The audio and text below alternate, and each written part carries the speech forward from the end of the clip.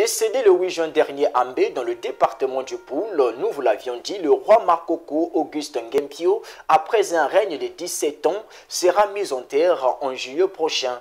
Mais qui était-il vraiment?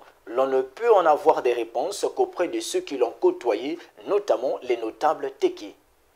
17 ans après avoir été investi comme roi du royaume Téké, selon les rites traditionnels Téké, Auguste Ngempio a tiré sa révérence le 8 juin du mois en cours à Mbé, dans le département du Poul. Aujourd'hui, plus d'un notable témoigne encore des valeurs incarnées par Auguste Ngempio, qui n'a eu cesse de parler de la paix et la fraternité entre filles et fils du pays. Quand il est arrivé, non, les pays Téké sont retrouvés un peu dans la paix, dans la sérénité. Il avait une vision assez claire de ce que lui voulait, de ce qu'incarnait en fait notre peuple. Le souvenir que nous gardons du roi Ngempio, c'est son caractère bibliothéquique. C'est une bibliothèque que nous perdons. Le roi Ngempio connaît l'histoire du royaume d'abord.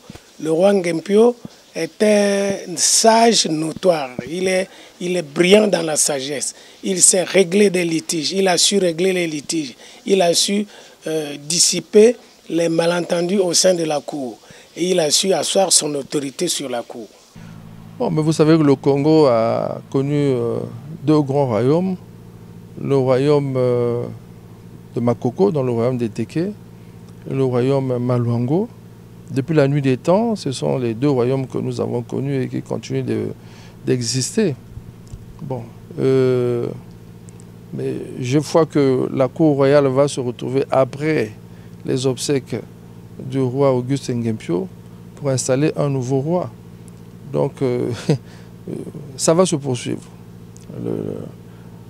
Les choses sont très bien organisées avec des vassaux, le Premier ministre, le premier vassal, qui est donc le Premier ministre de la cour royale, et les autres vassaux vont se retrouver pour désigner un nouveau roi pour qu'il y ait la continuité sur l'ensemble du territoire congolais, gabonais, mais également au niveau de la RDC. Parce que vous savez que les Batéké, on les retrouve en RDC, sur la zone de Bandundu, on les retrouve au Congo, sur une grande étendue du territoire, sur plusieurs départements, et les plateaux, le Poul, la cuvette ouest, et jusqu'au Niari même, à Kingwe, là-bas vous avez des Batéké. Le Gabon, vous savez très bien que le président Bongo lui-même est Téké. Donc nous pensons que ce royaume va effectivement continuer d'exister et que nous allons aider justement à ce que le nouveau roi qui serait installé s'installe et que nous l'aidions autant que force se peut. Au domicile familial à Brazzaville, la tristesse est perceptible sur le visage de ces 4 enfants du roi Auguste Ngempio. C'est avec peine que la princesse Marie Ngempio Mpangele témoigne de son père, le roi Auguste Ngempio. Bon, notre papa était un bon papa pour nous. Son but était que ses enfants puissent réussir. Il nous a encadrés. En tant que père, il a fait le travail d'un papa envers ses enfants.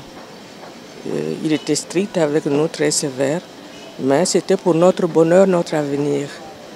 Mais là, il est parti, il nous a laissés.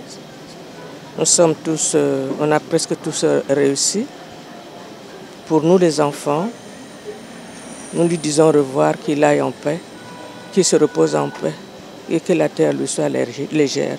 Quelques personnalités Téké évoquent des moments passés ensemble avec le roi Auguste Ngempio. Je perds un père, le père le roi de tous les Batéké, de toute la nation. Et j'ai eu cette chance, il y a 3 ans, d'être le fiancé de sa fille, sa première fille, la princesse Marie. Voilà. Donc pour moi, c'est l'icône qui disparaît. Bon.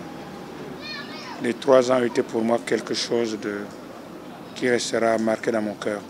Et je reste maintenant avec l'épouse qui a ce rôle d'être la première enfant, la princesse. Issu de la lignée royale, le roi Auguste Ngempio fut un cadre de la mairie de Brazzaville en qualité de chef d'atelier menuiserie avant de servir, après sa retraite à la cour royale, sous le règne du roi Nsalou, comme secrétaire. Il a succédé au trône le 16 octobre 2004 au roi Gaston Ngoyoulou, décédé la même année.